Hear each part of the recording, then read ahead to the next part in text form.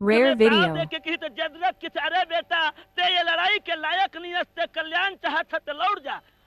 अभिमन्यु ऐसे बाण खींच के मारे सरागे जदरत वीर मूर्छा हो गए। और दूसरा दरवाजा में द्रोणाचार्य और तीसरा दरवाजा में करण लपार करके चौथा दरवाजा में अरे हाँ के मारे बालक का हाथ मार के बालक के अगर हाँ के मारे बालक का हाना लागे। वीर तुम्हार भुजा में ताकत हो ही तो लड़ाई के मैदान में तैयार हो जाओ। अभिमन्यु चले रागी तो छत्री के ताकत हीन हो जाए। कृपाचार ला घरों पराजित कर दी। अब अश्वत्थामा ला हरवा के छठवा दरवाजा में भूरेश्वर वाला जीत ली।